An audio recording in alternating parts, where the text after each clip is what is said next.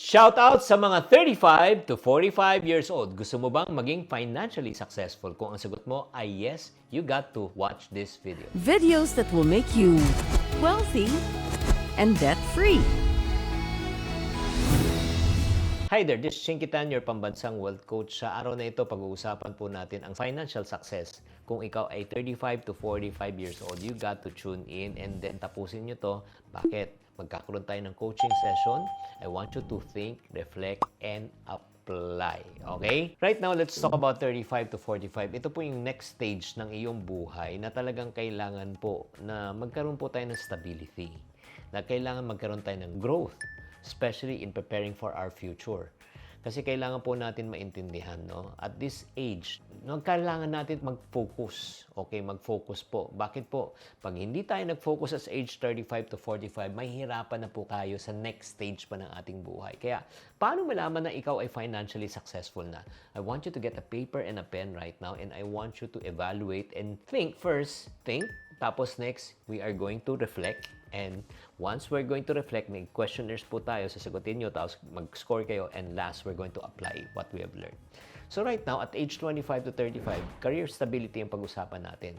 Dapat dito, establish na ang iyong career, di ba? May significant experience ka na sa ginagawa mo, tapos expert ka na sa ginagawa mo, and then secure ka na.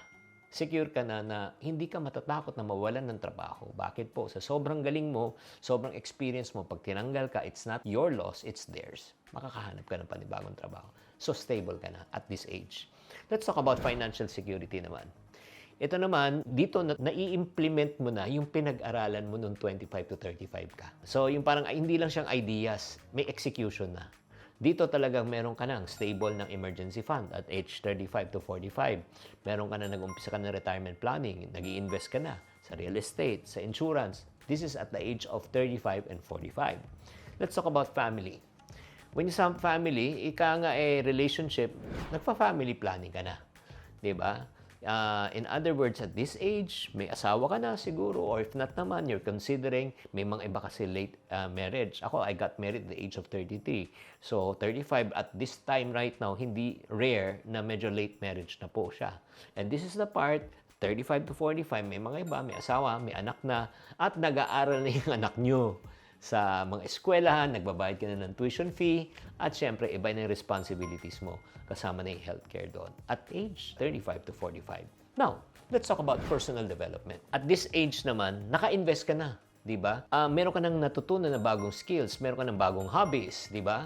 Tapos, syempre, naintindihan mo na yung tinatawag na work-life balance. Na masaya ka sa trabaho at masaya ka rin sa personal life mo. Number 5, okay, pagdating naman sa health and wellness naman, at this stage, na-establish mo na yung lifestyle na gusto mo, tapos nagre-regular exercise ka na, and then may balanced nutrition ka na, at syempre naman, yung mental and physical well-being mo, pinapangalagaan mo.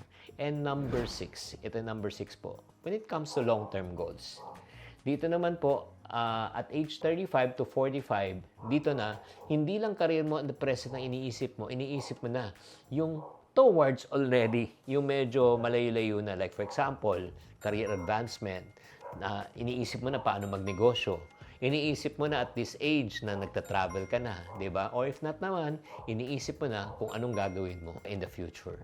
So, kagandahan po nito, alam nyo po, di ba, kung ano ang plano nyo. Kaya nga tatanungin ko kayo ngayon, this is the time for us to reflect. Let's talk about career stability.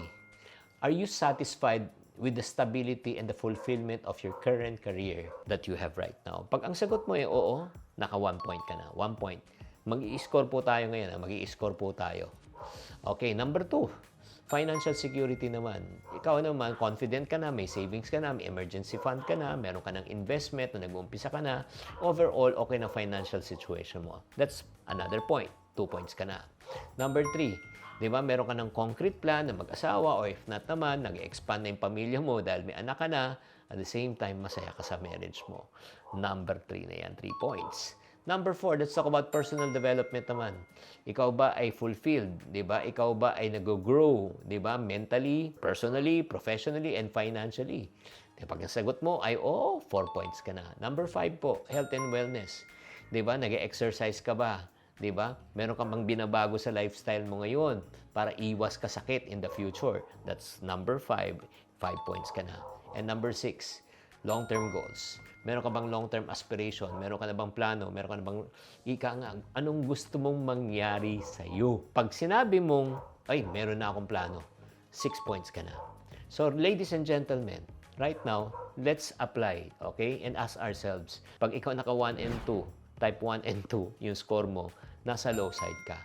You have significant concerns or dissatisfaction in some of the areas na minention ko. Agree or disagree? Pag kayo naman sa score number 3 and 4, may concern ka, pero may room ka for improvement. Ika nga open ka, nagbabago ka na. Okay? That's 3 and 4. Pero pag 5 and 6 ka, nasa high side ka na. When you say high side, confident ka na, satisfied ka na, and then, yun nga, marami ka nang ginagawa. So, from 1 to 6, I want you to type, anong score mo from 1 to 6 sa comment section. And then, next naman, I want you to comment also in the comment section sa 1 to 6 na sinabi ko, where are you weak? Saan ka mahina? And what areas are you willing to work on to? So, right now, I hope itong session na ito, it's revealing. Please keep on typing so that we will have some conversation. Sasagutin ko, pipilitin ko sagutin lahat ng mga tinatype nyo. Pero para sa mga taong nagsasabi, Chinky, 35 to 45, wala pa rin nangyayari sa buhay ko. kailangan mo ba ng tulong?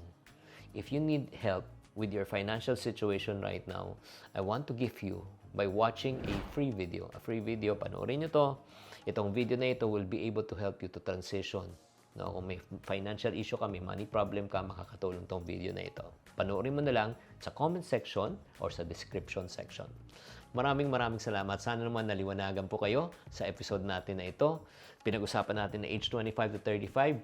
Ngayon, age 35 to 45. At ba't ko ginagawa to? Kasi meron pa tayong isang ultimate goal from age 45 to 60. Sino po sa inyo gusto nyo malaman kung kay financially success na kayo at that age group?